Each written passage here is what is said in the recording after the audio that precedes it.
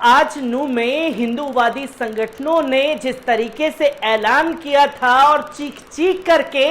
डंके की चोट पर जगह जगह जाकर के ये बता रहे थे कि साहब हम पीड़ित हैं और पीड़ित जो है वो 28 तारीख को दोबारा से जो है ये जल अभिषेक यात्रा निकालेंगे, जिसको लेकर के तस्वीरें लोगों के सामने आई और खुल्लम खुल्ला ऐलान प्रशासन को ललकारते हुए इन लोगों ने किया। और आज जो हिंदूवादी संगठनों को पूरी तरीके से टाइट करने का काम किया गया है, उन तस्वीरों पर, उन पहलुओं पर बात की जाएगी और बात की जाएगी कि अगर हर ऑफिसर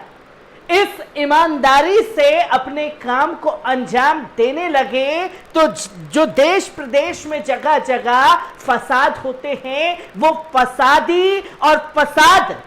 एक सेकंड में रुक जाए। जो आज काम नू की पुलिस ने किया है और तमाम पुलिस अधिकारियों ने जिस तरीके से हिंदूवादी संगठनों की कमर तोड़ करके रख दी है, इन पहलुओं पर बात होना जरूरी है। क्योंकि आप स्क्रीन पर डीजीपी ममता सिंह देख रहे हैं, जिनके बारे में तफसील से बात की जाएगी, जो कि आज खबर का पहलू है, जो मेन हीरो हैं आज हिंदूवादी संगठनों को टाइट करने वाले उन लोगों के बारे में बात होगी। क्या किया ममता सिंह ने आज, किस तरीके से ऐलानों का जवाब दिया, वो भी पहलू सबसे गौर करने वाला है। तो कैसे आज तमाम हिंदूवादी संगठन के लोग पहुंचे हुए थे, कैसे क्या क्या हुआ, उस पहलू पर बात करूंगा। तो वहीं आप देखेंगे कि इससे पहले कैसे गुरुग्राम के पुलिस कमिश्नर ने हिंदूवादी संगठनों को साफ तौर पर चेताया था और मोनू मानेसर जैसे लोगों को भी चेताने का काम किया था। तो वहीं इसमें जो राकेश टिकैत का 26 तारीख का बयान था, उसने कहीं हद तक छाप छोड़ने की कोशिश की, जिसकी तस्वीरें आप लोगों के सामने रखूंगा। तो खबर के पहले पहलू की तरफ बढ़ते हैं। जो तस्वीर आज खास तौर पर सामने आई डीजीपी ममता सिंह की, जिन्होंने पूरे तरीके से दंगाइयों को आईना दिखा दिया और साफ तौर पर बता दिया कि आप जितनी भी हरकतों को अंजाम दें, आपकी कोई भी हरकत, कोई भी मंसूबा जो है वो कामयाब नहीं होने दिया जाएगा। जो कि डीजीपी ममता सिंह ने पहले भी इसी तरीके से जब हिंसा हुई तो कार्य को अंजाम दिया था, जहां गोदी मीडिया चीख चीख करके बता रहा था कि देखिए महिलाओं के साथ में बदसलूकी हुई, ऐसा हुआ वैसा हुआ। तो डीजीपी ममता सिंह ने साफ तौर पर कहा कि मैं वहां मौजूद थी, ऐसी कोई तस्वीर तो मेरे सामने नहीं आई। पर ये किस आधार पर बोल रहे हैं, इस पर गौर करेंगे और कानूनी कार्रवाई भी की जाएगी। पर आज 28 तारीख थी और जिस पल का मुझे इंतजार था वो देखना था कि जो घड़ी घड़ी मुसलमानों को ललकारने का काम करते हैं, घड़ी घड़ी मुसलमानों को धमकियां देते हैं, नरसंहार का ऐलान करते हैं, बहिष्कार का ऐलान करते हैं, उनके सीने में कितना गुदा है। क्योंकि यहां बात सिर्फ मुसलमानों की नहीं थी, देश के संविधान की थी, देश के लॉ एंड ऑर्डर की थी, देश में जो पुलिस प्रशासन है उनकी थी। क्योंकि आज जिस तरीके से ऐलान हुआ उसमें मुसलमानों का कोई लेना देना ही नहीं था, पर मुसलमानों ने भी जिस सूझबूझ से हर काम को अंजाम दिया वो तस्वीर लोगों के सामने है। पर डीजीपी ममता सिंह ने साफ तौर पर कह दिया था नहीं दी जाएगी कोई भी परमिशन। स्थानीय लोगों ने किया जल अभिषेक। ब्रिजमंडल यात्रा पर एडीजीपी ममता सिंह का बड़ा बयान जो है सामने आया था, जहां डीजीपी ममता सिंह ने कहा कि मेरे संज्ञान में जल अभिषेक के लिए विश्व हिंदू परिषद के आलोक कुमार और उनके साथ कुछ साधु संतों को हमने भेजने का काम किया है। उनको पुलिस के द्वारा ले जाया जाएगा और जल अभिषेक कराया जाएगा। पर इससे पहले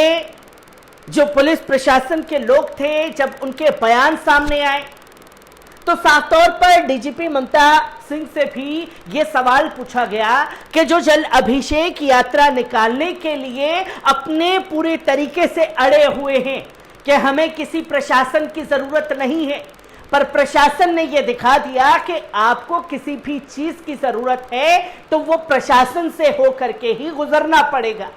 संविधान के दायरे में रह करके कोई कार्य को अंजाम देंगे तो उसे आपको अंजाम देना पड़ेगा। अगर संविधान से अपने आप को ऊपर उठने की कोशिश करेंगे तो आपको करारा जवाब मिलेगा, जो आज डीजीपी ममता सिंह ने नूह में किया है। इसी के साथ साथ आपको बता दें कि 51 लोगों को ब्रिज मंडल यात्रा में शामिल होने की इजाजत दी गई थी, जो विश्व हिंदू परिषद के कार्यकर्ताओं के साथ गए थे, क्योंकि यह साफ तौर पर ऐलान था कि 4 लोगों से ज्यादा इकट्ठा एक जगह नहीं होंगे, और अगर आपको जल अभिषेक करना ही है तो मेन है आस्था। उस आस्था का हम भी आदर करते हैं, उसी आस्था के आधार पर कार्य होना चाहिए। पर यह जरूरी नहीं कि आप अड़ गए तो नूह के मंदिर में जाकर के ही आपको जल अभिषेक करना है, तो यह नहीं हो सकता था। जहां आप लाखों की संख्या की बात कर रहे थे, वहां 51 लोगों को जो आप स्क्रीन पर देख रहे हैं, इन 51 लोगों को पुलिस की मौजूदगी में तीनों जगह मंदिरों में लेकर के जाया गया, और जिस जगह से इन लोगों को उठाया था उसी जगह पर जाकर के छोड़ दिया गया। और ये तमाम लोग जो हिंदूवादी संगठन के लोग गीदड़ भपकियां दे रहे थे, उन्हें आईना दिखा दिया पुलिस प्रशासन ने कि आस्था के नाम पर जो खेल आप खेल रहे हैं वो बर्दाश्त नहीं किया जाएगा। इसी के साथ साथ आपको मालूम है कि किस तरीके से गुरुग्राम के कमिश्नर विकास अरोड़ा ने यह ऐलान कर दिया था कि जो भी दंगाई भड़काऊ बयानबाजी कर रहे हैं, जैसे कि कल मैंने आप लोगों के सामने रिपोर्ट रखा था कि नए कमिश्नर ने आते ही चेता दिया, हिंदूवादी संगठनों की चूड़ी टाइट कर दी, जो कि मैंने आपके सामने रखा और बताया कि साफ शब्दों में उन्होंने कह दिया था कि जो हेट स्पीच देने वालों पर एक्शन की तैयारी होगी। कोई भी हो, मोनू मानेसर हो चाहे कोई भी हो, उसे बिल्कुल भी इजाजत नहीं दी जाएगी। और जो लोग मोनू मानेसर जैसे लोगों की बातों में आ जाते हैं, हिंदूवादी संगठनों की बातों में आ जाते हैं, खासतौर पर वो युवा ध्यान दें कि आपको इसमें लेने के देने पड़ सकते हैं, क्योंकि साहब आप तो मोनू मानेसर के नाम पर जो है तमाम तरीके से भड़काऊ बयानबाजी दे देंगे, पर उसका असर आप पर साफ तौर पर पड़ेगा, जो कि कल कमिश्नर ने साफ शब्दों में कह दिया था। इसी के साथ साथ अगले पहलू पर आपको लेकर के चले तो राकेश टिकैत का वो बयान जिसने पुलिस प्रशासन को हिला दिया, क्योंकि कुछ लोग ये कह रहे हैं कि सरकार और पुलिस प्रशासन अपने ईमानदारी से काम करे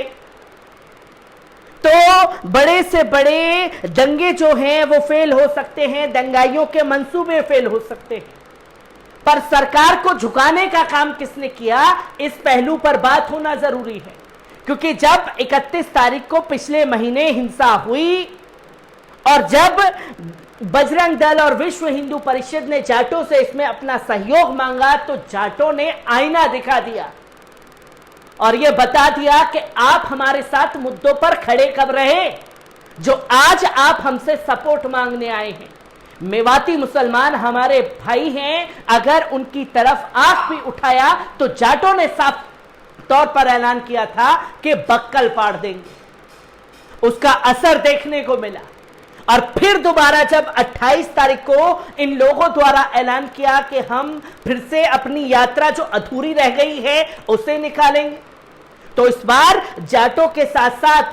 किसानों के बड़े नेता राकेश टिकैत भी जो हैं इसमें शामिल हुए, जिसकी तस्वीर आप लोगों के सामने है, जो कि राकेश टिकैत ने नूह में निकलने वाली शोभा यात्रा पर राकेश टिकैत ने चेतावनी दी थी तो कहा हमारी भी किसान रैली निकलेगी। अगर कल ये यात्रा निकली तो 4 लाख ट्रैक्टर लेकर के हम बॉर्डरों पर तैनात रहेंगे। और सरकारों ने कैसे किसानों ने सरकार की चुल्हे हिलाई थी, वो तस्वीर तमाम लोगों के सामने है, जिसकी तस्वीर आपके सामने है कि नूह हिंसा को लेकर सरकार पर जमकर हमला बोला था राकेश टिकैत ने, और ये कहा था कि अगर आप लोग नहीं माने तो फिर हम मुसलमानों के साथ कंधे से कंधा मिला करके खड़े हैं, जो कि 26 अगस्त को ये यात्रा साफ तौर पर देखने को मिली थी। अलवर जिले के बड़ौत मेव के पास शीतल में एक महापंचायत का आयोजन किया गया था, जिसमें मुख्य रूप से राकेश टिकैत सहित मोर्चों से जुड़े नेताओं ने मंचों पर भाषण दिया था। और इस दौरान कार्यक्रम में मेवात मुद्दे पर हरियाणा की बीजेपी और केंद्र की मोदी सरकार के खिलाफ जमकर टिकैत भड़के थे। उन्होंने कहा था कि मेवात में धारा 144 लगी हुई है, अगर 28 तारीख को उनकी यात्रा निकली तो हमारी भी किसान रैली निकलेगी। धारा 144 सिर्फ मेवात के मुसलमानों के लिए नहीं, उनकी धमकी भरे स्वर में कहा, सुन ले सरकार, अगर 28 तारीख उनकी रैली निकली तो फिर हमारी भी रैली निकलेगी और जगह भी हम ही तय करेंगे, आपको जगह देने की जरूरत नहीं है। इस बयान ने भी खासतौर पर असर डाला हरियाणा सरकार के ऊपर। और इससे पहले जाटों ने पहले ही हरियाणा की खट्टर सरकार को आईना दिखाने का काम कर दिया था, जहां राकेश टिकैत ने कहा भारत में 2 तरीके के हिंदू हैं। इसके अलावा टिकैत ने मंच से कहा कि भारत में 2 तरह के हिंदू हैं, एक नौरंगिया हिंदू हैं जो नागपुर के एफिलिएटेड हैं, और दूसरे भारतीय हिंदू हैं। हम भारतीय हिंदू हैं, इस देश में भारतीय मुसलमानों और भारतीय सिख भी हैं। और उन्होंने कहा कि ये नौरंगीय मुसलमान भी घुसे हुए हैं, जिसकी तस्वीर लोगों के सामने है। और साफ तौर पर कहा कि 2 तरीके के हिंदू हैं। एक हिंदू वो हिंदू हैं जो नागपुर से आते हैं, जो कई तंजीमों में बटे हुए हैं, कई ऐसे संगठन बने हुए हैं, विश्व हिंदू परिषद, बजरंग दल और ना जाने नए नए पैदा होते जा रहे हैं, जो कहीं भी हिंसा फसाद में खास तौर पर पाए जाते हैं। हर जगह इन लोगों के नाम होते हैं। एक वो हिंदू जो कि हिंदुत्व का एजेंडा चला रहे हैं, और एक वो हिंदू जो अमन शांति देश में चाहते हैं।